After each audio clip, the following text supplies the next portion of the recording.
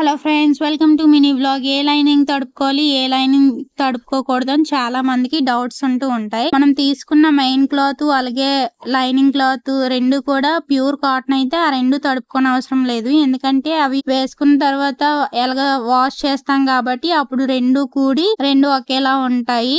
మనం కుట్టుకునేటప్పుడు ఒక పావించ్ అంతా ఎక్స్ట్రా లూజ్ ఉంచుకుంటే సరిపోతుంది. అలాగే క్రేప్ లైనింగ్ అసలు తడుపుకోనే అవసరం ఉండదు. కొంచెం సిల్క్ కొంచెం పాలిస్టర్ మిక్స్ అయింది అయితే తడుపుకున్నా ఒకటే, తడుపుకోపోయినా ఒకటే, గానీ నేనైతే తడుపుకుంటాను. అది తడుపుకున్నా సరే మనకి ఎక్కువ ముడతలు అనేది ఇటుకుపోవడం అలా ఉండదు. ఇప్పుడు నేను ఇది బయట షాప్ నుండి అయితే తెచ్చుకున్నాను. నా దగ్గరే ఈ కలర్ లైనింగ్ లేకపోతే వెళ్ళి తెచ్చుకున్నాను అనమాట. సో ఇది అయితే కొంచెం పాలిస్టర్ మిక్స్ అయింది.